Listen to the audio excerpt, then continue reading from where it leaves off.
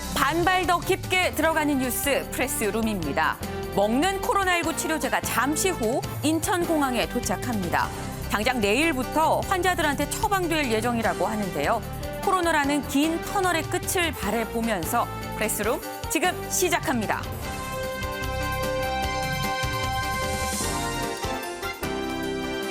이재명 후보의 변호사비 대납 의혹을 시민단체에 처음 제보했던 이모 씨가 숨진 채 발견됐습니다. 정치권에도 파장이 번지고 있는데 관련 소식 잠시 후 전해드립니다. 광주 아파트 붕괴 사고 현장에서 조금 전 실종자 한 명이 발견됐다는 소식입니다. 전문가들은 인재 가능성을 제기하고 있는데 이 문제 잠시 후 짚어보겠습니다. 김건희 씨가 한 유튜브 관계자와 7시간가량 통화한 내용을 언론이 공개하기로 하면서 논란이 커지고 있습니다. 국민의힘은 방송 중지 가처분 신청까지 냈는데 잠시 뒤 전해드립니다. 날씨부터 알아보고 오겠습니다. 네, 오늘 출근길도 많이 추우셨죠? 낮이든 지금도 제가 지금 서 있는 청계천 광장은 보시는 것처럼 찬바람이 쌩쌩 불면서 온몸이 꽁꽁 얼어붙는 듯합니다. 현재 서울의 기온 영하 4도 보이고 있고요. 체감온도는 영하 10도를 보이고 있습니다. 한편 서쪽 지역을 중심으로는 많은 눈이 내리고 있습니다. 호남 서해안과 제주 산지로는 대설특보가 발효 중인데요. 이들 지역을 중심으로는 오늘 밤까지 최대 8cm의 눈이 내려 쌓이겠습니다. 그 밖에 충청과 남부 내륙에도 눈이 내릴 것으로 예상됩니다. 매서운 강추위는 오늘도 이어집니다. 곳곳으로 한파특보가 여전히 발효 중인데요. 오늘 양구의 아침 기온이 영하 16도로 출발하면서 전국에서 가장 추웠습니다. 그 밖에 철원이 영하 15도, 서울이 영하 17도를 보였는데요. 이 추위는 낮에도 계속되겠습니다. 한낮에 서울이 영하 4도에 그치겠습니다. 남부지방 영상권을 보이겠지만 바람이 불면서 체감온도는 이보다 낮겠습니다. 이번 추위는 내일 오후부터 주춤하겠고요. 주말에는 곳곳에 눈비 소식 들어 있습니다. 동쪽뿐만 아니라 서울도 건조주의보 소식 들어 있습니다. 계속해서 불씨 관리 잘해 주시기 바랍니다. 지금까지 청계천 광장에서 날씨 전해드렸습니다. 네, 오늘의 첫 코너 프레스룸이 간다입니다. 이 프레스룸 기자가 직접 가서 만난 화제의 인물. 오늘은 누굴 만나고 왔는지 영상으로 먼저 만나보시죠.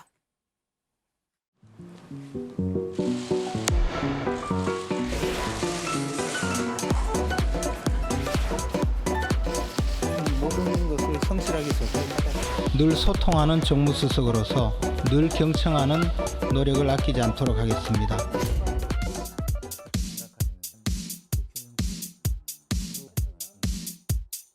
저는 윤석열 서울지검장 시절에 교도소 갈 뻔했던 사람이에요. 또 유일한 정권교체를 이루어줄 우리의 귀인이에요. 나에게 구세주다. 김재원은 이리저리 떠다니면서 머물 곳은 없지만 그러나 늘 살아있는. 네, 보니까 김현 기자가 김재원 최고위원을 만나고 왔습니다.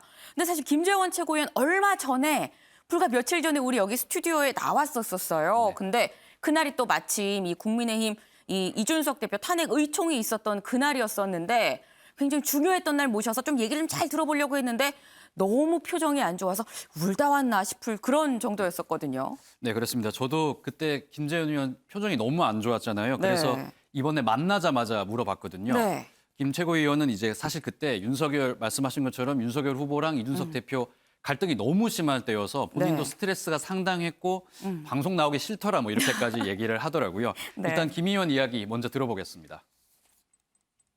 그날 정말 그 방송국에 가면서 내가 왜 약속을 했던 거 정말 오늘 같은 날 정말 가서 할 말도 없는데 근데 그 어떻게 보면 이 대선 국면에서 우리 당이 어려워지면 그렇게 가기 싫을 때도 많고. 네, 사실 정말 그날 말을 할 것도 없는데라고 말씀을 하셨는데 말을 정말 안 해주고 가시긴 했어요. 네, 그렇죠? 근데 보면은 이 국민의힘의 이 의원총회, 뭐 탄핵 의원총회까지 극적인 이 상황 결국 봉합이 되긴 됐습니다.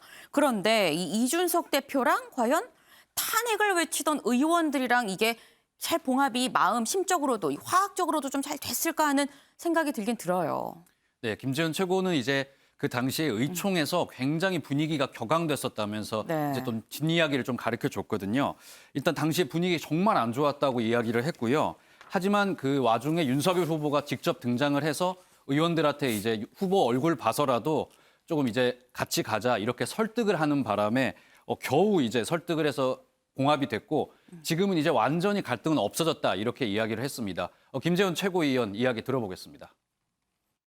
사실 이제 이준석 대표에 대해서 우리 국민들 또는 국회의원님들이 기대하는 바가 많았거든요. 근데 현실은 당선 운동을 하는 것이 아니고 낙선 운동을 한다라는 그 윤석열 후보가 현장에 가서 의원들께 이 양해를 구하고 그러나 이준석 대표를 우리의 대표로 모시자 그리고 함께 가도록 도와달라 이렇게 했고 의원들도 뭐 후보가 저러니 일단은 우리가 한번 믿어보자 이런 방식으로 이준석은 땡땡땡이다 이렇게 표현을 해주시면 어떻게 할 수 있을까요? 이준석은 균형추다.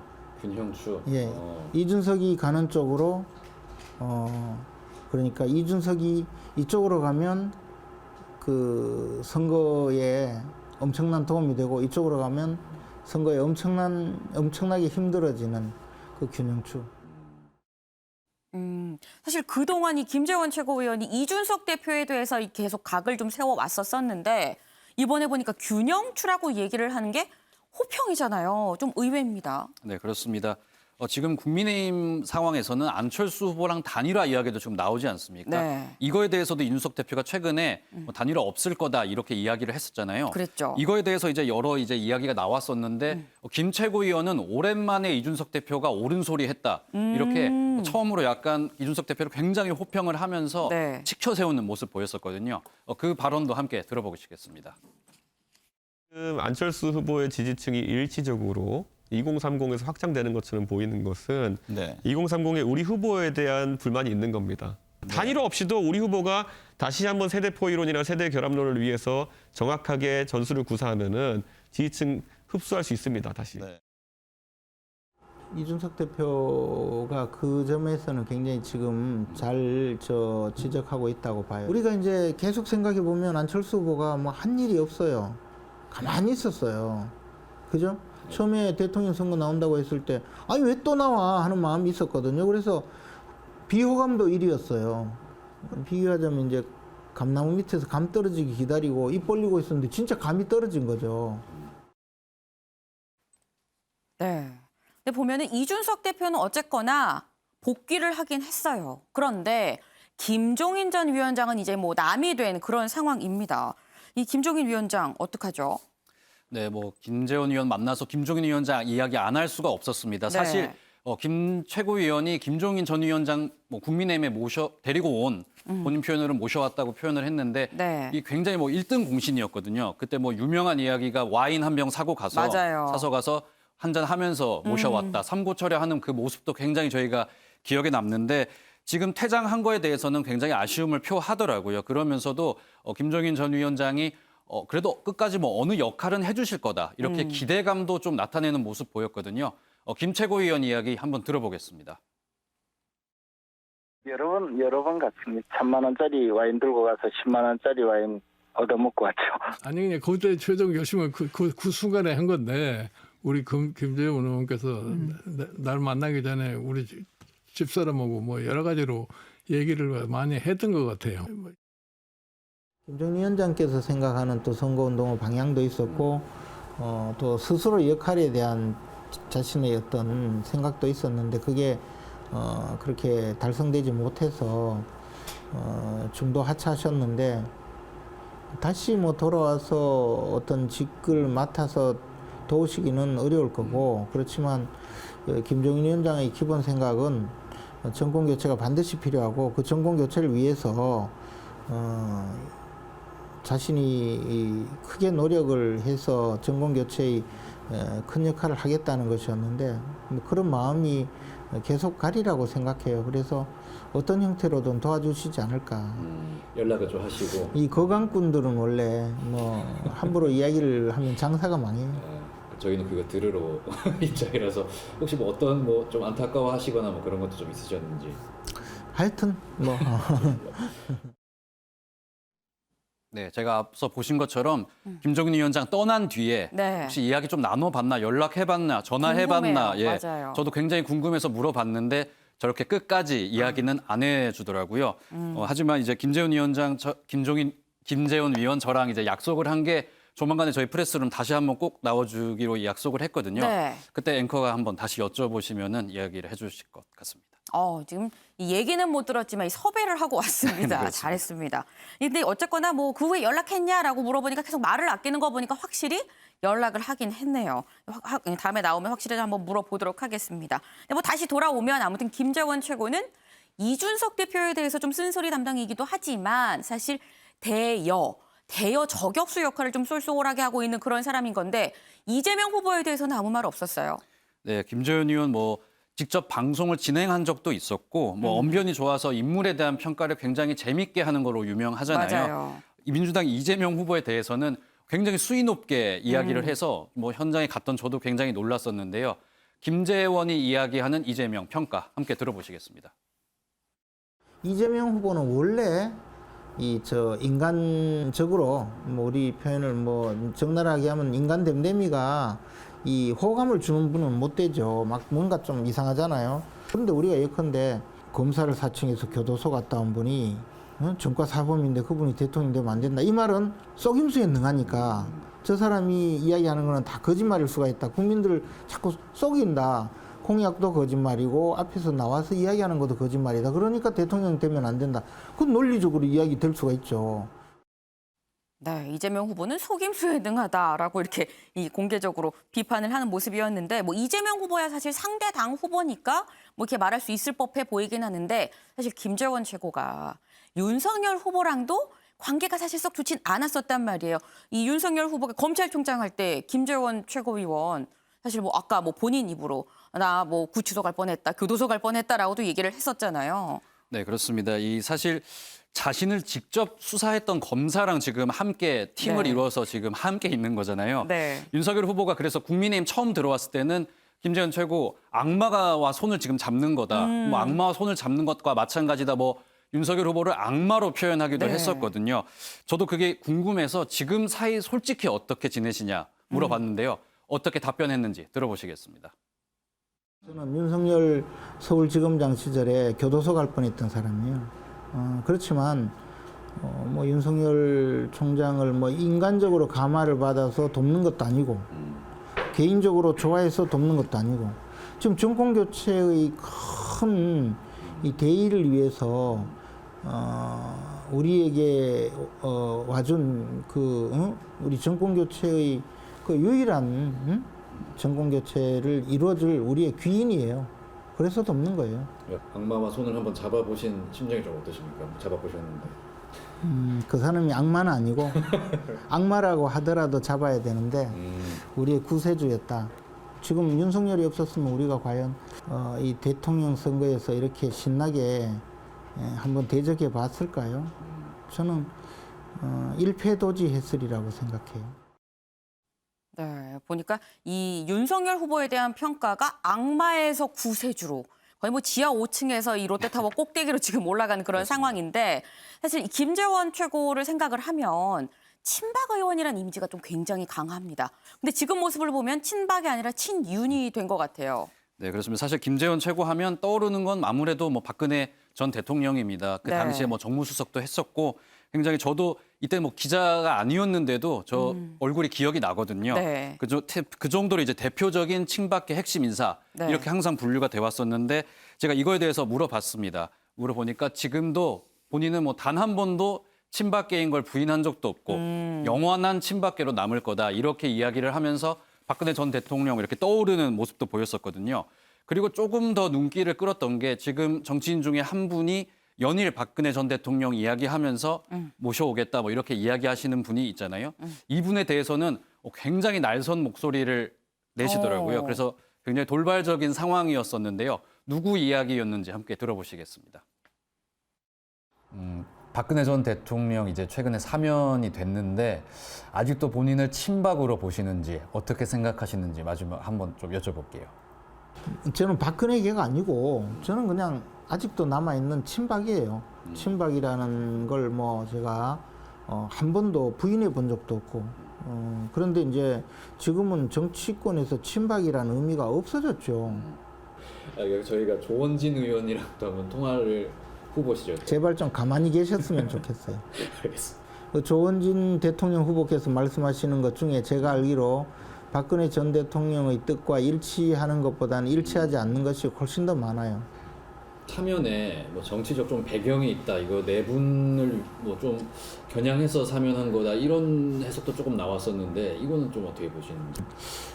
분명히 그 청와대 또는 집권자들이 어떤 노림수가 있을 수는 있다고 봐요. 그러나 그 노림수라는 거는 우리가 해결해야 될 문제이지 아마 그렇게 노림수로서 던져 놓는다고 해서 그것에 우리가 놀아날 필요도 없는 거거든요. 지금 조원진 후보에 대한 평가가 좀 의외이긴 합니다. 근데 어쨌거나 지금 국민의힘의 지금 상황을 보면은 뭐 박근혜 전 대통령 사면되고 뭐 내홍도 좀 봉합이 되는 것 같고 좀 평화로워야 될 것 같은데 지금 불거지고 있는 게 공천 문제예요. 그렇습니다. 국민의힘 지금 겨우 원팀 됐는데 지금 마지막 남은 문제 하나가 지금 공천권 갈등입니다. 네. 공천권 아시다시피 뭐 굉장히 강력한 권력이잖아요. 그쵸. 이 공천권을 과연 뭐 이준석 대표가 좀 가져야 되나 아니면 윤석열 후보가 가져야 되나 지금 국민의힘에 남은 뭐 마지막 과제라고 할 수 있을 것 같아요. 그리고 이거를 두고 또다시 갈등이 시작되는 건 아닌가 이런 우려가 지금 나오고 있는 상황인데 의외로 김재원 최고는 여기에 대해서 굉장히 명확하게 답변을 내놨습니다. 굉장히 저도 의외였는데요. 어떤 답변이었는지 함께 들어보시겠습니다. 그럼 이 100만 정도 되는 인구에서 선거가 이루어지는 그 지역의 후보자의 경우에는 당연히 대통령 후보자와 일종의 러닝메이트예요. 그 지역에는. 그래서 이 보궐선거 후보자를 선정하는 일은 대통령 후보자로서는 가장 선거와 관련된 일이에요. 명시적으로 후보가 자신의 러닝메이트를 선정하는 의미로 공천을 하도록 도와주는 것이 맞다고 봐요. 윤석열 당선 무공천 그리고 윤석열 후보가 낙선하는 거 대신에 이제 공천 받으시는 거 이 두 개 이제 선택을 해보신다면 저는 제가 지금까지 제 그 유일한 소망은 일단 윤석열 당선이에요. 그것이 지금 제 유일한 목표예요. 그리고 뭐 제가 출마를 해야 된다 하더라도 윤석열 당선에 도움될 때 가능한 이야기예요. 그리고 윤석열 후보도 뭐 지금 정권 교체 너무 열망 보여주셨는데 그런 땡땡땡이다. 이것도 한번 여쭤봐도 될까요? 윤석열은 정권 교체를 바라는 나에게 구세주다. 네, 아니 뭐 확실합니다. 내가 공천을 못 받아도 윤석열 후보가 일단 당선이 돼야 되고 이 윤 후보는 나에게 구세주다라고까지 얘기를 했는데 근데 우리 아직까지 안 나온 게 있어요. 공식 질문 물어봤죠? 네, 저희 프레스룸 공식 질문이죠. 김재원은 땡땡땡이다. 이렇게 한 단어로 표현을 해달라고 제가 요청을 했는데 네. 김재원 최고 굉장히 뭐 이때까지 말을 술술 잘하다가 네. 의외로 이 질문을 받고는 굉장히 고민하는 모습을 보이더라고요. 저는 그래서 이 인터뷰 중에 제일 이 장면이 기억에 남았었는데 네. 결국 자신을 표현하기는 했습니다. 김재원이 평가하는 김재원 함께 들어보시겠습니다. 저희 공식 질문으로 김재원은 땡땡땡이다. 아까 뭐 여쭤본 거랑 비슷합니다. 김재원은 부평초다. 병초. 이리저리 떠다니면서 머물 곳은 없지만 그러나 늘 살아있는. 그렇게.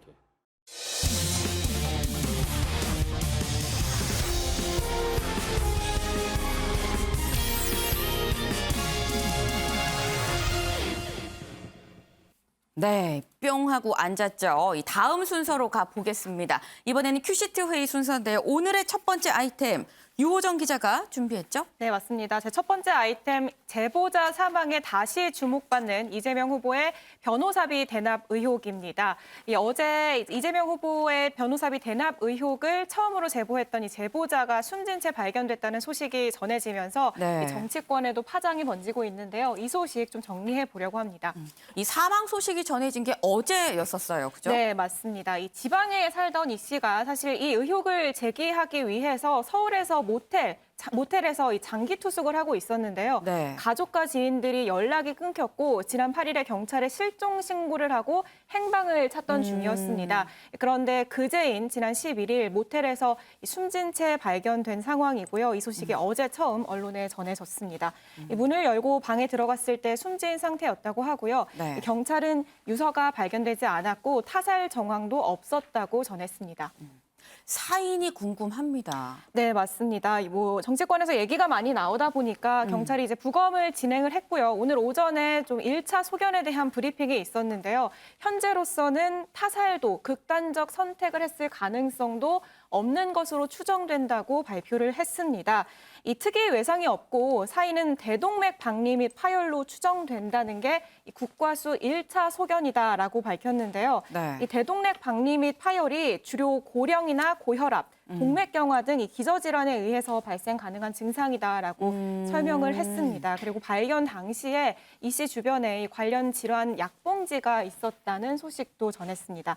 다만 1차 소견인 만큼 향후에 좀 혈액이나 조직, 독극물 검사를 진행을 해서 최종 부검 결과와 함께 좀 정확한 사인을 밝히겠다는 입장도 전했습니다. 네, 굉장히 좀 이 관심이 쏠리는 이 그런 대목인데 이 제보자가 누구인지 이 사람이 개인에 대해서도 좀 궁금해집니다. 네, 맞습니다. 이 숨진 이 씨 20년 가까이 민주당원으로 활동했던 것으로 이제 알려지고 있는데요. 네. 그런데 최근에 이재명 후보의 변호사비 대납 의혹을 이 친문 성향의 시민단체에 처음으로 제보한 인물입니다. 이재명 후보가 경기도지사였던 지난 2018년 공직선거법 위반 혐의로 재판을 받았었잖아요. 네. 그런데 이 씨는 이때 이 후보가 이 변호사비를 본인 돈으로 내지 않고 이 기업 S사로부터 주식으로 받았다. 전환사채 20원 가량을 받았다고 주장을 해왔습니다. 네. 이 제보를 토대로 이 친문 성향의 단체가 이 후보를 검찰에 고발해서 수사가 진행 중이고요. 다만 이재명 후보가 지난 10월 국정감사에서 이에 대해서 직접 반박을 했거든요. S사가 나와 무슨 관계가 있어서 변호사비를 대납해줬겠느냐. 변호사비 2억 5천만 원이었고 모두 다 지불했다는 입장을 직접 밝혔습니다. 근데 이재명 후보는 이 사람이 제기한 의혹 나랑은 전혀 관계가 없다라는 입장인 건데 그럼에도 불구하고 이 이재명 후보에 대한 어떤 의혹을 제기한 사람이어서 그런지 이 국민의힘 특히 야당을 중심으로 굉장히 좀 얘기가 점점 커지고 있는 모습입니다. 네, 맞습니다. 야권에서는 우연의 연속치고는 섬뜩하고 무섭다라는 반응이 나왔는데요. 이 대장동 의혹의 핵심 인물로 꼽혔던 유한기 본부장 그리고 김문기 처장에 의해서 이재명 후보 관련 의혹에 대해서 좀 세 번째 죽음이다라는 점을 좀 지적을 했습니다. 먼저 윤석열 후보도 입장을 직접 밝혔는데요. 목소리 듣고 오겠습니다. 명복을 빌고 또 가족들께서도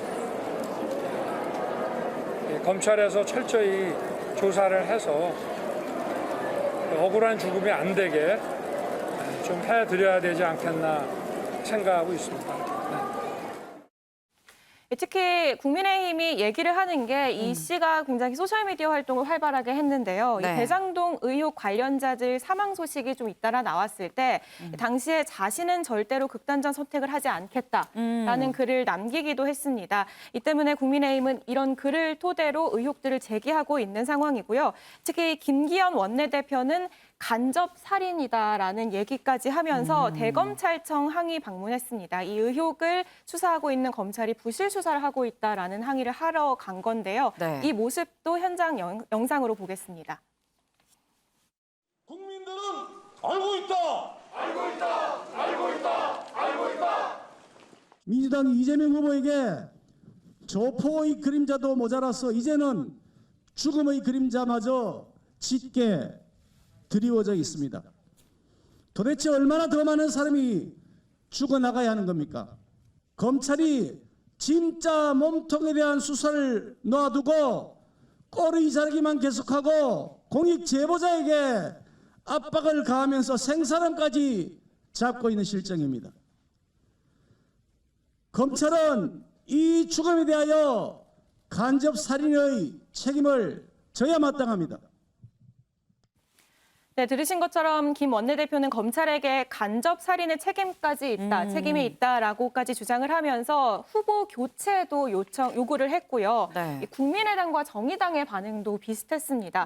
우연의 연속이라고 보기엔 오싹하고 섬뜩한 세 번째 죽음이다. 대통령 선거가 호러물이 되어버렸다라는 직접적인 워딩이 나왔고요. 심상정 정의당 후보 역시 국민이 더 불안하고 의구심을 가질 수 있기 때문에 명확한 수사가 이뤄져야 한다는 점을 강조를 했습니다. 네. 지금 이례적으로 이 야당이 또 한 목소리로 또 이재명 후보에 대해서 좀 공격을 하는 모습인데 이런 야당의 공격에 대해서 그럼 이재명 후보는 민주당은 뭐라고 하는지? 네, 일단 이재명 후보 좀 입장을 직접 밝혔는데요. 안타깝게 생각한다라고 밝히면서 구체적인 언급은 삼갔습니다. 이 후보의 목소리부터 듣고 오겠습니다. 망인에 대해서 너무 안타깝게 생각하고 명복을 빕니다. 입장은 우리 선대위에서 낸 게 있으니까 참고해 주시면 좋겠습니다. 고인의 사망 경위는 아직 밝혀지지 않았습니다. 그런데 국민의힘은 마치 기다렸다는 듯이 한 사람의 죽음을 두고 여당 대선 후보에 대해 차마 입에 담지 못할 내용의 정치 공세를 펴고 있습니다. 변호사비 대납 주장의 관련자가 이미 그 주장이 지어낸 말이라고 밝혔는데도 죽음을 이용해 또다시 억지 주장을 펴고 있는 것입니다. 네, 들으신 것처럼 이 민주당은 조의를 표하면서도 이 해당 고인이 이 후보와 무관하다라는 입장을 직접 밝혔고요. 특히나 이제 어제까지만 하더라도 경찰의 1차 소견 발표가 나오지 않았기 때문에 사인이 밝혀지지 않은 부분에 대해서 정치 공세를 좀 자제해달라라는 당부를 남기기도 했습니다. 게다가 이 의혹을 제기한 제보자 와 관련해서 이 녹취록이 조작됐다라는 입장도 있었거든요. 이런 부분을 이제 주장을 하면서 이런 의혹들은 전혀 무관하다라는 입장을 계속 밝히고 있는 상황입니다. 네. 사실 이 민주당은 뭐 전혀 관계가 없다라고 지금 얘기를 하고 있는 상황인데 이 여권 인물이긴 합니다만 이 유인태 전 사무총장 항상 바른말 하는 분으로 알려져 있죠. 유 전 총장은 뭐라고 얘기를 했는지 그 목소리도 잠깐 들어보고 올까요?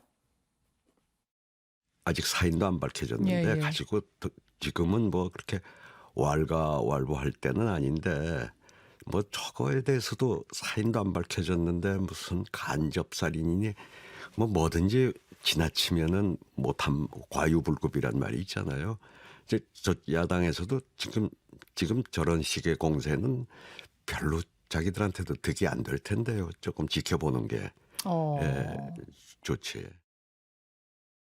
네, 이 유인태 전 사무총장 아직 사인도 안 밝혀졌는데 정치권이 너무 앞선다 뭐 이런 얘기를 하고 있습니다. 사실 이 유 전 총장이 이 얘기를 한 게 이 국가수 소견이 나오기 전에 발언이긴 한데 소종섭 위원님, 이 정치권이 너무 앞서서 그러니까 수사 결과가 나오기 전에 정치권이 앞서면 안 된다라고 말씀을 하셨는데 또 한켠에선 사실 또 정치권이 나서서 수사로 이어져서 또 해결되는 일도 있긴 있어요. 어떻게 보세요, 이번 사안?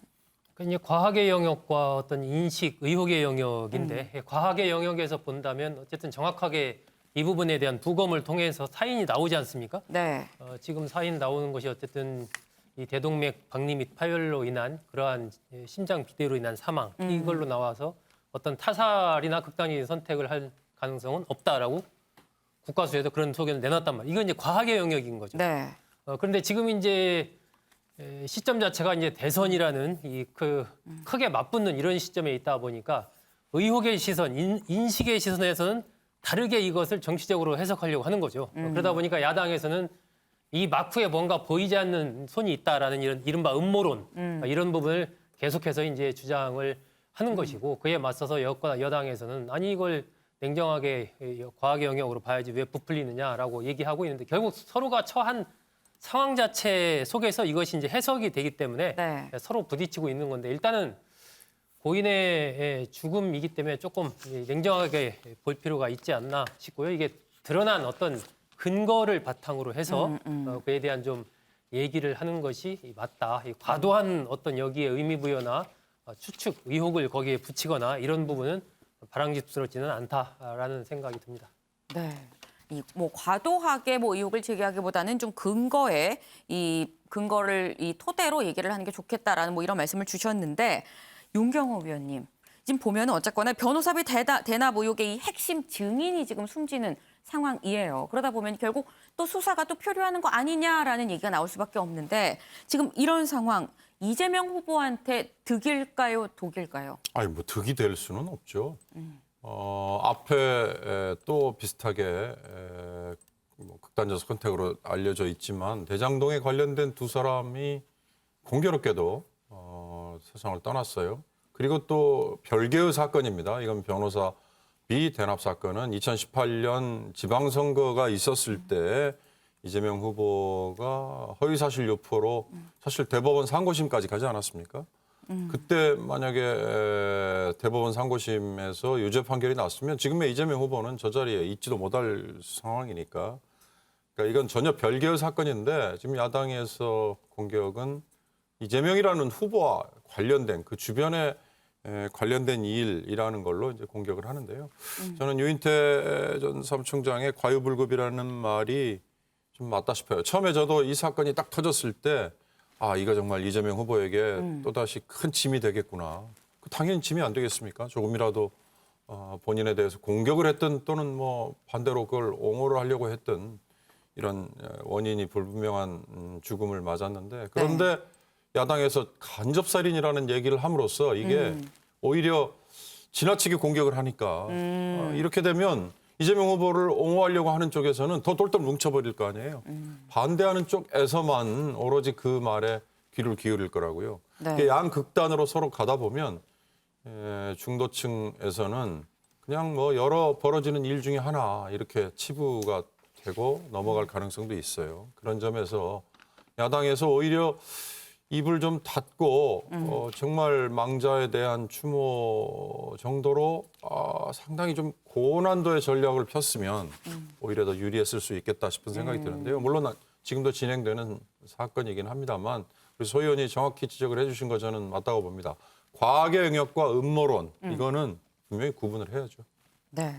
이 과학과 이 음모론 이 부분은 좀 나눠서 좀 봐야 된다라는 말씀을 해주셨는데 이 조금 전에 들어온 소식이 이 잠시 뒤에 오후 3시에 민주당에서 이 사안과 관련해서 긴급 기자회견을 한다고 합니다. 민주당이 어떤 입장을 좀 내놓는지도 살펴봐야 될 것 같아요. 내일 이 부분 좀 더 깊게 좀 살펴보도록 하고요. 다음 아이템 이수아 기자가 준비했죠? 네, 이번에는 김건희 씨 관련 소식 좀 준비해봤습니다. 네. 제목은요, 7시간 녹취. 또 김건희 리스크입니다. 윤석열 후보의 부인 김건희 씨와 유튜브 채널 관계자의 7시간 분량 통화 내용이 있다는 소식이 전해졌죠. 그리고 이거를 한 방송사에서 일요일 날 공개를 하겠다라고 예고를 하면서 국민의힘이 오늘 오전에 이 파일을 공개할 예정인 방송사를 대상으로 방송 금지 가처분 신청을 냈습니다. 이 국민의힘은 방송사를 상대로 한 방송 금지 가처분 신청뿐만 아니라 이 두 사람의 대화를 녹취한 이 유튜브 관계자도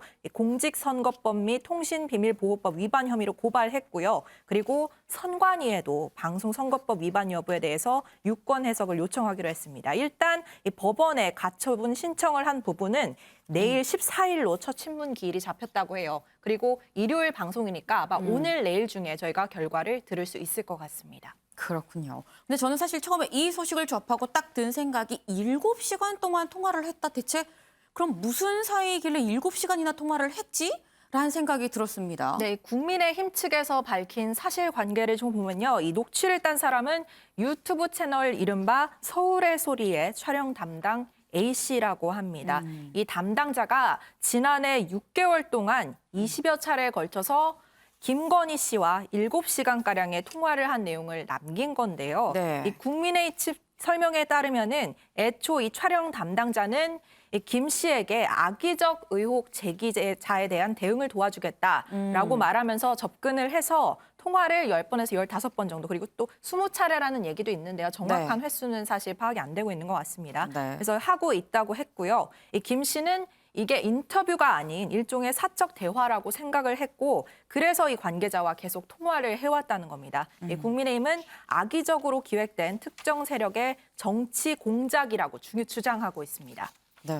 이 녹취 내용 공개를 놓고 지금 계속 뭐랄까요, 공방이 벌어지다 보니까 아니 대체 녹취에 뭐가 들었길래 이러는 걸까라는 생각이 듭니다. 네, 아직 파일이 공개되진 않았잖아요. 그래서 정확한 내용은 사실 저희가 모릅니다. 하지만 알려진 바에 대해서 조심스럽게 좀 전해드리면요. 일단 문재인 정권에 대한 비판의 목소리도 좀 있다고 하고요. 네. 조국 전 장관에 대한 검찰 수사에 대한 개인적인 의견, 그리고 윤 후보의 장모이자 김 씨의 어머니죠. 관련 의혹을 제기하고 있는 정대택 씨가 국정감사 증인으로 채택됐다가 철회된 것에 대한 의견까지 정치적으로 민감한 사안 그리고 사적인 내용이 좀 담겨 있다고 합니다. 또한 언론 보도에 따르면요, 김 씨가 유흥주점에서 일했다는 이른바 줄리 의혹에 대해서도 본인의 의견이 담긴 관련 내용이 들어있다는 소식입니다.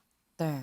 근데 이 얘기가 지금 통화를 녹음을 한 이 녹취 내용인 거잖아요. 네. 녹취 내용으로 알려져 있는 건데 이 통화를 녹음하는 거 그리고 이 녹취한 거를 또 공개하는 거 이거 불법인지 합법인지 여부도 좀 따져봐야 되지 않습니까? 네, 그래서 제가 전문가 의견도 좀 구해봤는데요. 네. 일단 많은 분들이 헷갈리시는 부분은 이 녹취 자체가 불법이냐 이 부분일 것 같아요. 네. 말씀드리면은 이 먼저 통화 녹음의 경우에는 제3자 간의 통화를 녹음한 것이 아니라 이 본인이 직접 통화에 참여한 내용을 녹취하는 것은 불법이 아니라고 합니다. 그러니까 내 목소리가 들어간 상대방과의 전화를 녹취하는 것은 도청이나 감청은 아니다라는 결론입니다. 그러면 이 녹취한 거는 합법이라고 볼 수도 있는데 근데 이 녹취한 내용을 공개하는 건 또 다른 문제입니다. 네, 당사자 의사에 반해서 심지어 음성 공개를 하는 거죠. 이런 경우고 게다가 7시간에 모두 방송에서 틀 수는 없는 거잖아요. 네. 편집이 돼서 나가기 때문에 이게 법적으로 문제가 될 수 있다는 전문가 의견이 있었습니다. 듣고 오시죠. 7시간을 다 풀로 틀 수는 없을 거 아니에요. 편집을 해야 되는데 편집을 할 때는 더더욱 그런 인격권이나 이런 명예훼손 같은 그러니까 원하는 방향이 있으니까 네, 다 들으면은 별 문제가 아닐 수 있는데 편집으로 들으면 또 다른 그 의도로 비칠 수가 있기 때문에 그러면 더더욱 이제 편집본을 트는 거면 더더욱 가처분이 인용이 될 가능성이 높을 거라고 저는 생각하고 있습니다. 네, 편집에는 어쩔 수 없이 의도가 담길 수 있기 때문에 이게 인격권이나 명예훼손에 문제가 될 수 있다라는 설명 듣고 오셨고요. 다만 그리고 한 가지 더 말씀드리면 이번 사례와 똑같다고는 할 수 없지만 네. 좀 비슷한 사례가 이재명 후보에게도 있긴 했습니다. 과거에 친형 부부와 통화 녹취가 언론에 공개되니까 이걸 법원에 공개금지 가처분 신청을 낸 적이 있어요. 네. 그래서 대법원이 받아들여서 공개금지 가처분 신청도 받아들이고 네. 그리고 녹취 파일 공개자인 이 후보 친형에 대해서도 배상 판결을 내린 기록이 있거든요. 네. 이런 선례도 있기 때문에 이 국민의힘 가처분도 받아들여질 가능성이 높다라는 것이 일부 의견입니다. 근데 사실 민주당은 아직 이 통화 녹취 내용이 뭐 다 공개가 된 게 아닌데도 불구하고 이 녹취 자체를 두고 일단 굉장히 좀 공격을 거세게 하고 있습니다. 네, 그렇습니다. 앞서 김건희 씨를 원래 잘 알고 있었다고 얘기하고 있는 박영선 전 장관이 먼저 나섰는데요. 어떤 후보 부인이 기자와 7시간이나 통화를 하냐라면서 비판의 목소리를 높였습니다. 듣고 오시죠. 부인은 리스크가 있는 그런 것으로 지금 이제 보여지고 아예 나오지를 못하지 않습니까? 이렇게 반쪽인 어떤 그런 선거운동이 진행되는 것 자체가 윤석열 후보에 대한 평가에 상당한 영향이 있을 거다. 세상에 어느 대선 후보 부인이 기자와 7시간씩 통화를 하겠습니까? 그거 하나만 보더라도 어떤 성격의 소유자인지는 짐작이 가실 거다. 저는 이렇게 생각합니다. 네, 그리고 결국 김건희 씨가 대선 국면에서 끝까지 등판하지 못할 것이다. 그리고 이거는 내성적인 성격 때문은 아닐 것이다. 라는 의미심장한 발언을 남기기도 했고요. 한편 국민의힘에서는 이제야 윤 후보의 회복세가 좀 지지율 회복세가 드러나고 있는데 또다시 위기를 맞이한 상황 아닙니까? 그래서 이재명 후보가 밀리기 시작하니 정치 공작에 나선 것이다. 강하게 여당을 비난했습니다. 듣고 오시죠. 여론이 악화될 것이 딱 보이니까 바로 맞대응을 하기 위해서 뭔가 이슈를 터뜨려야 된다고 생각했던 것 같지 않을까 싶고요. 아마 선거 전략 차원에서 그렇게 하신 것 같은데 그 통화하신 분이 그 김건희 여사하고 어떤 목적으로 통화했는지 또 그것을 어떤 형태로 녹음을 하게 돼서 상대방이 동의를 받은 것인지에 대한 뭐 확실한 내용을 제가 아직 다 파악을 못했습니다. 네. 그런데 그거를 다시 뭐 특정 언론사에다가 넘겨가지고 그걸 또 보도를 한다라고 하는 것을 보면 매우 기획적이고 공작적인 냄새가 물씬 풍기는 거죠. 네, 이건 공작이다라는 김경단 대표의 목소리 듣고 오셨고요. 이 앞서 유호정 기자가 발제를 했던 것처럼 이재명 후보 관련 여론이 좀 악화되는 분위기가 있으니까 이걸 타파하기 위한 전략이다라는 얘기도 했습니다. 또 저희 오늘 인터뷰한 김재원 최고위원도 이건 전 남자친구나 여자친구가 보복 몰카를 인터넷에 퍼뜨리는 것과 다르지 않다면서 비판의 목소리를 높였습니다. 네, 굉장히 거세게 반발을 하고 있는데 어쨌거나 이 국민의힘은 또다시 이 배우자 리스크에 좀 휩싸인 그런 상황입니다. 그런데 민주당에서는 이 김혜경 씨가 이재명 후보의 이 배우자 김혜경 씨에 대해서 이 별도의 또 조직을 뒀잖아요. 네. 근데 국민의힘에서는 그럴 생각은 없는 걸까요? 네, 기자들이 비슷한 질문을 했어요. 네. 민주당은 이 김혜경 씨에 대해서 이게 배우자 실까지 마련해서 실장을 네. 두고 있는데 혹시 국민의힘도 이런 생각이 있느냐라고 권영세 단선거대책본부장에게 던졌습니다. 일단 권 본부장은 배우자 전담 기구에 대해서는 아직은 만들 생각이 없다라고 선을 그었고요. 이 앞서 선대위에서 이 배우자 전담 기구 논의가 있지 않았느냐 이런 소리 들었다라는 기자 질문도 있었어요. 여기에 대해서는 특별히 제가 관여한 부분이 아니라서 잘 모르겠다라고 말을 아끼기도 했습니다. 오히려 김건희 씨를 좀 선대위 차원에서 관리하게 되면은 이런 리스크가 생길 때 선대본부의 책임분이 불거질 수 있지 않나라는 생각에서 거리를 두는 게 아닌가 싶습니다. 네.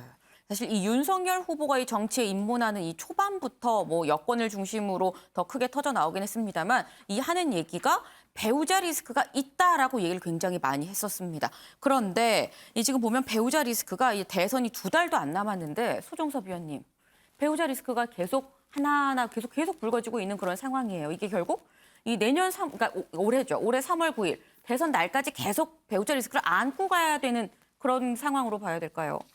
그렇게 될 것으로 예상이 됩니다. 이번 뭐 이 녹취 파일 부분도 그렇고 또 여러 가지로 이제 관련된 뭐 이 논문 표절 문제라든지 또 도이치모터스 주가 조작 의혹이라든지 이런 부분도 지금 매듭 지어진 게 없지 않습니까? 네. 이런 것들이 계속해서 조금씩 나올 것으로 예상이 되기 때문에 아마 투표일까지 이 문제가 계속 좀 남아서 윤 후보로서는 좀 이 머리 아픈 상황이 계속되지 않을까 하는 생각이 드는데 국민의힘이 사실 이런 상황에서 그럼 어떻게 해야 될까가 궁금해요, 사실. 일단 저는 이번 사안을 보면서 이렇게 준비가 안 돼 있나 하는 생각이 들었습니다. 일단 이제 후보의 부인인데 굉장히 중요한 인물이거든요. 네. 이런 부분에 대한 이른바 미디어 트레이닝이 전혀 안 돼 있다. 그리고 어떤 위기에 대한 위기관리 시스템도 안 갖춰져 있다.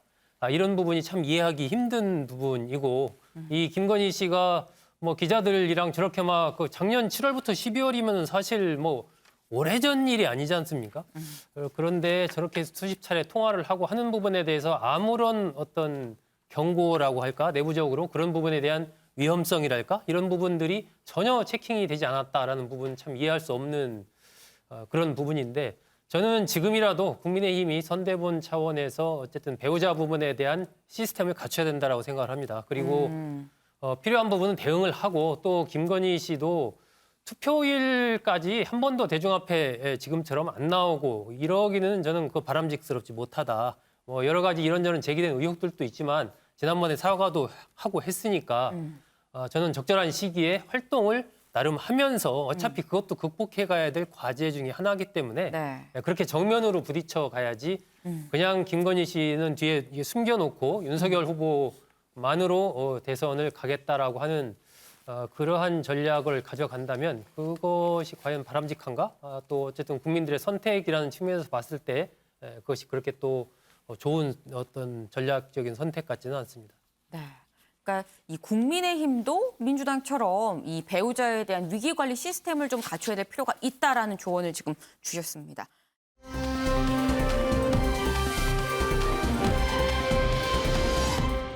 다음 아이템은 김현 기자가 준비했죠? 네, 이번 아이템은 제가 준비해봤습니다. 제가 준비한 아이템 소확행대 심쿵입니다. 발음이 조금 어려운데요. 네. 이재명 후보와 윤석열 후보 연일 이제 다양한 정책들 내놓고 있는데 이게 이름만 다르지 뭐 똑같은 거 아니냐 이런 분석도 나오고 있습니다. 네. 우선 두 후보의 공약 발표 모습부터 함께 보시겠습니다. 게임은 또 하나의 문화고 또 인간이 해야 되는 노동 외의 놀이 중에서 매우 중요한 한 부분을 차지하는 삶의 한 양식이다. 게임도 하나의 산업이고 또 꽤 잠재력 있는 영역이라고 생각이 됩니다. 게임에 대한 일반적 인식도 많이 바꾸고 또 게임 산업 자체에서 일자리도 좀 많이 생기고 또 전 세계적으로 우리 게임들이 좀 선전해서 대한민국 문화도 좀 많이 알리는 그런 좋은 계기로 만들면 어떨까 싶은 생각이 듭니다. 우리 사회에서 세대 간의 인식 차이가 큰 이런 대표적인 분야가 게임입니다. 게임을 질병으로 보던 기존의 왜곡된 시선은 바뀌어야 됩니다. 게임 정책의 핵심은 게이머가 우선이고 지금까지 게임 이용자에게 가해졌던 이 불공정 문제를 완전히 해소하겠습니다. 첫째, 확률형 아이템 정보를 완전 공개하도록 하겠습니다. 네, 제가 소확행, 심쿵 소개해드리기 전에 공약 소개 전에 먼저 이 후보들의 공통된 정책을 먼저 소개를 좀 해드리고 싶었습니다. 일단 오늘부터 살펴보면요. 저거는 이제 방금 보신 거는 어제 공약들이었는데 오늘 공약 보면은 이재명 후보 노원구 아파트 재개발하겠다 이렇게 이야기를 했고요. 윤석열 후보는 오늘 오후에 이제 곧 전기세 공약을 내놓을 예정입니다. 두 후보 모두 지금 내놓은 정책들을 자세히 보면은 문재인 정부의 정책 실패에 대해서 똑같이 이제 다른 차원의 공약을 내놓고 있어서 눈길을 끌고 있고요. 그리고 이제 제가 가장 좀 집중이 됐던 거는 두 후보 모두 앞서 보신 것처럼 게임 정책을 지금 계속 내놓고 있습니다. 이재명 후보는 아예 게임 메타버스 이 특보단을 창설을 했고 윤석열 후보도 게임의 이제 나이 제한을 이제 인증을 해야 되는 부분이 있는데 이런 규제들을 좀 풀면서 누구나 게임 즐길 수 있도록 하겠다. 어제 그리고 게임 대회 개막식에 참석을 하기도 했었습니다. 사실 이 게임 정책 같은 경우에 학부모들 같은 경우는 좀 싫어할 수 있는 정책이거든요. 그럼에도 불구하고 지금 여야 대선 후보 모두 게임 정책을 계속 쏟아내고 있는 이 모습이 아무래도 2030, 그중에서도 2030 남성을 겨냥한 움직임이 아니겠느냐 싶어서 먼저 일단 소개를 해드렸습니다. 네, 이 김현 기자가 평소에 게임을 참 좋아하는 걸로 알고 있는데 그래서 그런지 좀 굉장히 좀 꼼꼼하게 이 게임 공약에 대해서 좀 준비를 해온 모습입니다. 사실 공약 얘기가 귀에 좀 쏙쏙 들어오기가 쉽지가 않긴 합니다. 그런데 이 앞서서 김현 기자가 얘기한 것처럼 이 말이 재밌어요. 소확행, 이 심쿵, 이 공약 이름을 참 잘 졌습니다. 네, 그렇습니다. 두 후보 모두 이제 각자의 공약에 이제 이름을 이렇게 붙였어요. 근데 이재명 후보의 소확행, 이거 설명을 좀 풀어드리면 소소하지만 확실한 행복이라는 이야기입니다.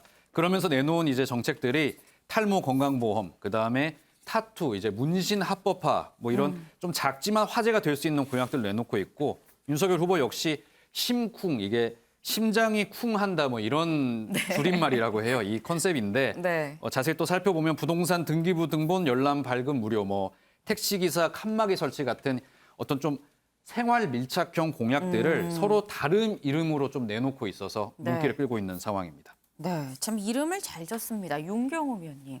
지금 보면 소확행 공약, 심쿵 공약, 이 말은 참 좋아요. 좋은데 이게 정말 소확행, 확실한 행복이 될는지 심장이 정말 쿵할지는 이게 실현이 돼야 심장이 쿵하든 행복이 오든 하는 거 아니겠습니까? 그렇죠. 그런데 다른 거창한 계획들보다 이거는 조금 더 실현 가능성이 높죠. 그리고 관련된 이해관계자들이 아주 좁혀져 있죠. 그러니까 관심을 끄는 층들이 분할돼 있어요. 그러니까 우리보다 앞서서 이제 양당제 위주로 대통령 선거를 치른 미국에서 사실 이게 한번 먹혔던 전례가 있습니다. 언제냐? 92년에 치러졌던 아버지 조지 부시 대통령과 젊은 빌 클린턴 후보가 나섰을 때 빌 클린턴 후보가 처음에 압도적으로 밀렸어요. 왜냐? 당시에 아버지 부시 대통령이 지금 우리가 기억하고 있는 이라크 전쟁이라는 거 기억나시죠? 이라크가 쿠웨이트를 침공했을 때 다국적 연합군을 만들어 놓고 사막의 폭풍 작전 이런 아마 시청자 여러분 기억나실 겁니다. 이걸로 압도적으로 미국의 우위를 보여주고 온 국민들이 이 미국의 자부심이랄까 이런 거에 굉장히 충만돼 있어서 부시의 지지율이 근 뭐 80%까지 갈 정도로 압도적이었어요. 네. 그런데 그리고 재선에 도전을 했어요. 그걸 깨기 위해서 클린턴이 생각했던 게 마이너 타겟팅이라는. 그러니까 우리 지금 두 후보가 내놓은 것처럼 생활 밀착 공약을 빌 클린턴 후보는 내놓은 겁니다. 네. 그게 오히려 먹혔어요. 그래서 나중에 선거 결과는 정말 신출내기인 아칸소 주지사인 빌 클린턴에게 조지 부시가 졌거든요. 네. 그러니까 이런 식의 뭐 모델을 따왔다. 뭐 양쪽 다 하니까 지금은 두 후보가 어느 쪽만 하는 게 아니니까 어디가 유리하다라고 얘기할 수는 없지만 정말 젊은 층 아니면 뭐 이 선거에 별로 관심이 없었던 사람들도 나한테 내 생활을 바꿀 만한 뭔가를 던져주네 이러면 선거에 관심을 가질 수가 있어요. 이거는 실현 가능성 측면에서 조금 더 접근을 하는 거니까. 그러나 모든 공약이 다 이렇게만 가버리면 사실 뭐 고가는 누가 지키고 또 소나무는 누가 사과나무는 누가 심겠습니까? 그런 점에서 마이너 공약이 있다면 매크로도 같이 병행이 돼야 되는 거 그게 바로 선거가 아닐까 싶습니다. 네, 이 마이너와 매크로를 같이 가야 된다라는 이런 조언을 주셨습니다. 근데 공약을 좀 살펴보다 보니까 이재명 후보가 이 타투 시술 합법화를 이 공약으로 내놨어요. 아까 뭐 김영 기자가 얘기를 했는데 이게 낯설지가 않은 게 이 정의당의 류호정 의원이 먼저 추진했던 거 아니고 류호정 의원이 저작권 얘기하고 나설 것 같은데요? 네, 그렇습니다. 그 여의도에서 사실 타투 문신하면은 류호정 정의당 의원이 유명하죠. 저희 프레스룸에서도 네. 이수아 선배가 같이 가서 이야기 굉장히 자세히 듣고 왔었는데 네. 이번에 이재명 후보의 공약 보고 이 공약 원래 원조가 나다 이렇게 좀 비판하는 모습을 보였었습니다. 그래서 오늘 저희가 오전에도 류호정 의원에게 좀 이야기를 듣고 싶어서 연락을 취했었는데 네. 지금 연락이 안 되는 상황입니다. 연락이 안 돼요? 그렇습니다. 지금 왜냐하면 정의당 지금 상황이 굉장히 심각하기 때문인데요. 심상정 정의당 대선 후보가 지금 모든 연락을 끊고 지금 잠적을 한 상황입니다. 네. 연락이 지금 제대로 안 되고 있다고 하는데요. 정의당 선대위 조금 전인 오늘 오전에 선대위원장 포함해서 모두가 전원 사퇴하기로 했다고 하고요. 네. 지금 기자들이 심상정 후보 집 앞에서 무한 대기, 뭐 저희 말로 진짜 뻗치기라고 하죠. 이걸 지금 대기를 하고 있는데 네. 정의당 관계자 지금 심상정 후보가 후보 사퇴나 아니면은 다른 후보와 단일화 가능성까지 모두 열어놓고 지금 네. 혼자 숙고에 들어간 것 같다, 고민에 들어간 것 같다고 이야기를 했고요. 지금 모든 결정이 심상정 후보의 결심에 따른 상황이다 이렇게 이야기를 했거든요. 네. 지금 이렇게 상황이 심각하기 때문에 유호정 의원도 지금 저희 전화 연결이 안 되는 것 같고요. 네. 심상정 후보 소식도 저희가 새로운 내용이 들어오는 대로 자세히 전해드리도록 하겠습니다. 네. 이 지금 정의당 상황 굉장히 심상치 않은 상황입니다. 소종섭 위원님, 네. 심상정 후보 이 굉장히 좀 고심이 큰 것 같습니다. 어떤 결론을 내릴까요? 결국은 뭐 저는 어떤 사퇴를 하거나 다른 쪽과의 단일화 이런 것을 모색하기보다는 선거운동 전반을 정말 제로 베이스에서 다시 좀 시작하는 지금 뭐 선대위 자체도 전부 사퇴를 한 그런 상황이기 때문에 네. 심 후보가 이 느닷없이 일정을 중단했다라는 것은 현재 상황 부분에 대해서 이게 이렇게 그냥 가다가는 자칫하면 그냥 이른바 고사당하겠다 이런 생각을 하는 거죠. 최근에 각종 여론조사 지지율을 보면은 뭐 안철수 후보에게는 물론이고 어떤 조사 보면 이제 허경영 후보에게도 밀리는 그리고 거의 지지율이 특별히 변화가 없습니다. 지지율이 좀 어떤 때는 상승을 했다가 좀 떨어지기도 하고 이래야 되는데 거의 비슷한 흐름을 그대로 5% 이내에서 쭉 이어가는 이런 상황이기 때문에 사실 정의당으로서는 과거 선거 흐름을 보면은 2030에서의 강력한 지지를 바탕으로 네. 플러스 알파 나머지로 이제 확장해가는 이러한 흐름이었는데 지금 2030 세대에서도 오히려 이제 다른 후보들한테 밀리고 있는 그런 상황이란 말이죠. 네. 그래서 심상정 후보로서는 이 심상정 후보 이미지 자체가 본인도 새로운 이미지는 아니지만 이 정의당 당도 마찬가지고 그렇기 때문에 총체적으로 지금 상황은 상당한 어떤 위기 국면이다라고 보여지기 때문에 심 후보의 그야말로 어떤 살신성인 사직생의 어떤 결단이 나오지 않을까 예상이 됩니다. 네, 이 심 후보가 사직생으로 제로 베이스에서 시작하지 않을까라는 이런 전망을 주셨습니다. 네, 이 아이템 정의당 소식도 저희가 이 다음엔 좀 더 깊게 좀 파보도록 하겠습니다.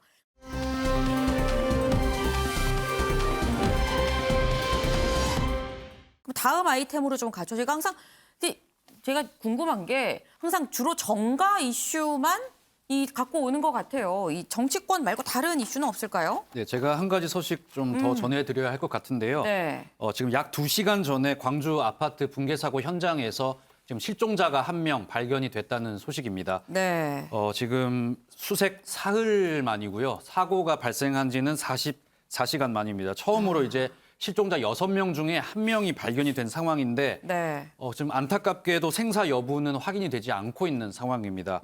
지금 구조대원이 말 그대로 발견을 한 상황이고요. 네. 구조를 위해서 접근을 하고 있는데 거기에 지금 장애물들이 많아서 접근에는 지금 어려움을 겪고 있다는 소식입니다. 네. 일단 1명이라도 좀 찾은 게 다행이긴 합니다만 아직도 5명을 못 찾고 있는 그런 상황이잖아요. 실종자 가족들 이 마음이 얼마나 무너질까 싶습니다. 네, 실종자 가족들은 지금 일단 현장 인근에 임시로 마련된 숙소에 머물면서요. 천막 안에서 숙식을 하면서 가족들 무사히 이제 돌아오기를 기원을 하고 있는데 지금 실종자 1명이 발견됐다는 소식에 굉장히 기뻐하고 있다는 이야기가 들려오고 있습니다. 네. 하지만 실종자 가족들 지금 소방 당국이 세밀한 이제 구조 계획 같은 거를 밝히지 않고 있어서 네. 여기에 항의를 하면서 뭐 경찰과 충돌을 하기도 하고 뭐 그런 모습이 있다고 하는데요. 우선 현장 모습 함께 보시겠습니다. 제가 건설에서 30년 됐는데 이렇게 아파트가 붕괴된 건 처음이에요. 현대산업개발 처음. 그죠? 한 번도 이런 적이 없어요. 저희가 작업을 밑에서 하고 있어도 위에서 콘크리트를 쳐도 붕괴된 적이 한 번도 없는데 지금 처음이에요. 처음 이렇게 무식하게 멀어진 거는. 네, 이 마지막 말이 가슴에 팍 와닿습니다. 무식하게 이런 식으로 무너진 건 처음이다라고 이렇게 이 실종자 동료분에게 말씀을 해주셨는데 이 사고 원인이 뭔지를 파악을 해야 되잖아요. 네, 지금 사고 원인에 대해서는 여러 이야기가 나오고 있습니다. 먼저 일단은 콘크리트가 다 마르기 전에 급하게 공사를 진행했다. 이 가능성이 지금 가장 높게 점쳐지고 있는데요. 네. 우선 이 내용 전문가 이야기 함께 들어보시겠습니다. 대기업에서 특히 이런 사고가 나타나는 게 굉장히 좀 저도 기술자 입장에서 창피한 입장이죠. 이런 사고는 나서는 안 되는 거죠. 저희가 이제 공학적으로는 28일 이야기를 많이 합니다. 28일이면은 거의 4주 정도 되죠. 그래서 통상적으로는 어느 정도 콘크리트가 좀 안전성을 확보하기 위해서는 2주에서 3주 정도를 견뎌줘야 되는데 아마 여기 현장 같은 경우에는 아마 일주일 만에 한 층을 올렸을 수도 있어요. 실제 난방 조치를 한다 할지라도 이런 날씨라고 보면 최소 2주 정도 내지 3주 그 정도는 돼야 다 굳는다고 보는 거죠. 결론을 내보면 지금 전문가 이야기는 공사가 무리하게 진행이 됐다는 겁니다. 빨리 이제 마치기 위해서요. 콘크리트가 이제 굳으려면 시간이 네. 필요하는데 이 굳을 시간을 주지 않고 건물을 계속 올리다 보니까 사고가 발생했다. 이 이야기를 지금 하고 있고요. 아직 추정만 나오고 있는 상황이지만 지금 이 사건도 인재 사고 가능성이 높게 점쳐지고 있는 상황입니다. 아니 이 얘기가 맞다면 2022년에 지금 이 건설 어떻게 보면 가장 기초라고 볼 수 있는 콘크리트 양생이 제대로 안 돼서 이건 아파트가 무너진 게 아니라 거의 뭐 찢어진 그런 수준인데 여기에 대해서 이 공사를 한 현대산업개발은 뭐라고 얘기하는지 궁금합니다. 네, 현대산업개발은 일단 해명을 내놨는데요. 충분히 시간을 갖고 건물을 올렸다. 일단은 이 얘기 아니다. 이렇게 반론을 내놓은 상황입니다. 12일에서 18일에 이제 양생 기간을 갖췄는데 이게 공사에 충분한 시간이었다. 이렇게 해명을 내놨고요. 네. 현대산업개발이 이렇게 좀 적극적으로 해명에 나서면서 지금 이견이 약간 갈렸거든요. 네. 전문가들이랑 좀 뭐 진실 게임 이제 뭐 그런 그러네요. 양상으로까지 번지고 있는 상황입니다. 근데 이렇게 지금 현대산업개발은 충분하게 이 양생할 시간을 가졌다. 이게 문제가 아니다라고 한다면 그 말이 맞다면 그럼 뭐가 문제인지 다른 가능성은 없습니까? 네, 지금 사실 여러 가능성, 여러 추측들이 계속 나오고 있는 상황인데 네. 저희가 제일 뭐 많이 나오는 이야기들 짚어드리면은 일단 시스템 문제가 원래 문제가 있었다는 이야기가 있거든요. 레일 일체형 공법이라는 이 시스템으로 공사가 진행이 됐는데 네. 이게 비용 아끼고 속도는 빠르지만 이 시스템 자체가 원래 사고가 좀 굉장히 일어나기 쉬운 시스템이라는 이야기가 있고요. 그래서 이 시스템이 문제다 이 이야기가 있고 그다음에 주민들 뭐 인근 주민들 이야기 들어보면은 이 콘크리트 파편 같은 게 굉장히 사고 전부터 날렸다고 이런 증언이 있어요. 그리고 네. 작업자도 굉장히 자주 바뀌었다고 하거든요. 이 여러 가능성이 지금 복합적으로 작용을 했을 그런 가능성도 제공이 지금 되고 있는 상황입니다. 네. 참 이 영상을 보면서 좀 어이가 없다라는 생각이 드는데 윤경호 위원님 짧게 여쭤볼게요.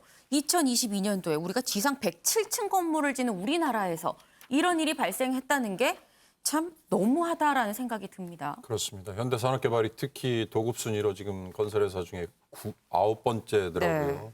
그렇다면 뭐 일반인들이 얼마든지 믿을 만한 회사다 이랬을 텐데 이번 사고 그 전에 또 광주에서 학동 철거 현장 때도 원청 업체였잖아요.